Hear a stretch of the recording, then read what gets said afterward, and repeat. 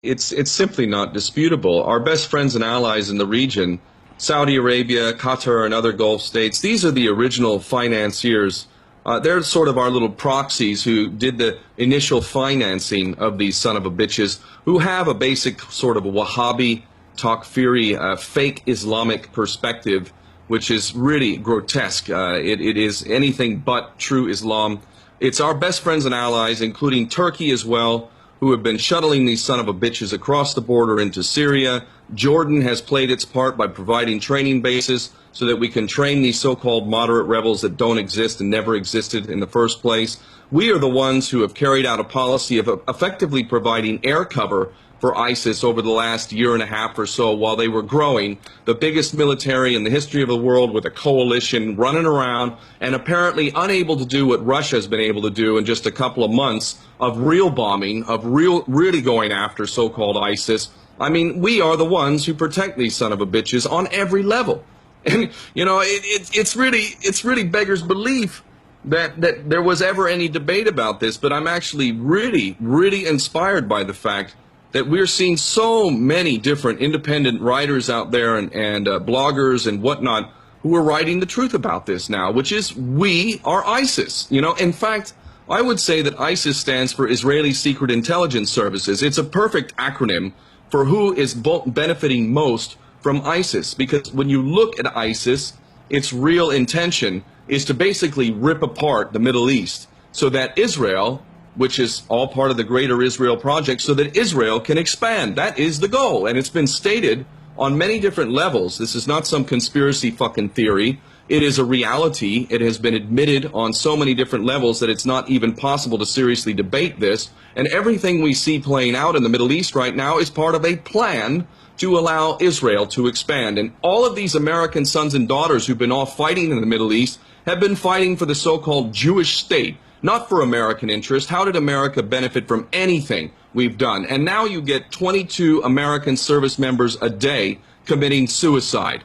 How fucking stupid is it that we would send America's best, its sons and daughters, off to fight these bullshit wars for the Jewish state of Israel, when back home we don't even have social services, the infrastructure's falling apart, black people are getting executed every fucking day practically. I mean, this is insane. Why would we allow this to continue? And all of this is being done because our government is owned by the Jewish state of Israel, literally. And when you see how Netanyahu has come to the U.S. Congress 3 different times, and how our so-called government bends over, literally bends over and takes it up the ass for a foreign criminal, it is insane. Insane. And all the while, many Americans have been sitting there waving their stupid fucking flag and have nothing to do with their U.S. Constitution, haven't even read the damn thing.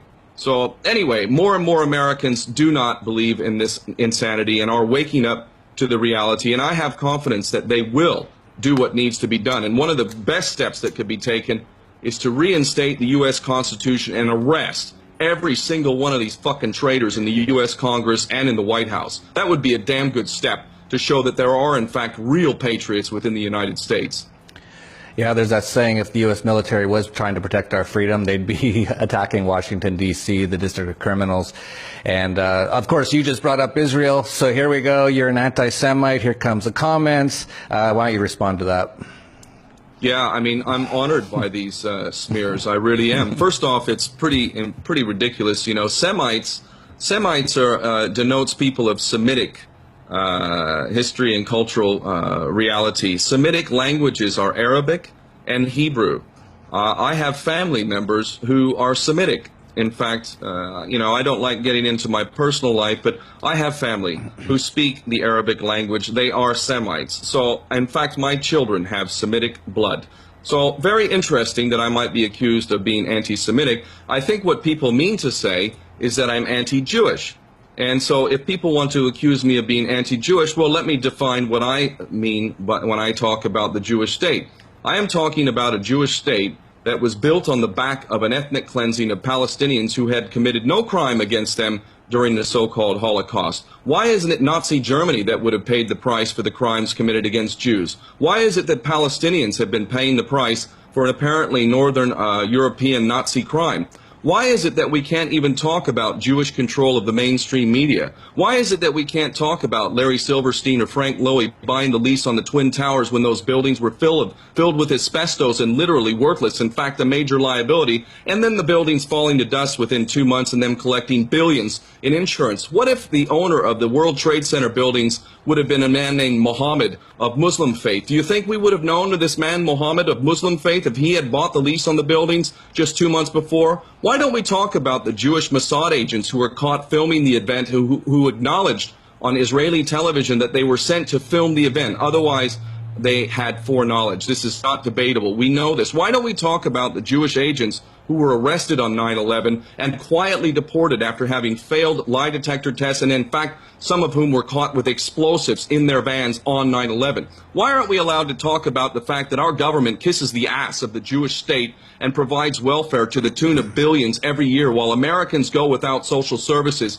and don't have proper education? Why is it that we can't talk about all of these things? And why is it that we can't talk about the fact that the Jewish state allows Jews from all around the world to come back to the so-called Jewish state, and yet Palestinians who have deed title to land in Palestine have no right to return there? Why is it that we can't talk about any of that stuff? I'll tell you what I have a problem with. If Jewish people believe that they are the chosen ones, if they think that they are chosen by God and all the rest of us are effectively subhumans, goy, cattle, as we are referred to in the Talmud, then I've got a big fucking problem with Judaism. If, however, Jews believe that we are all brothers and sisters in one human family and they would wish to live in harmony with the rest of us, I have no problem with a Jew like that. But I have a big problem with many people who call themselves Jews, dual nationals in the U.S. government, traitors that they are, who definitely do not support anything known to be humane or brotherly at all. So I have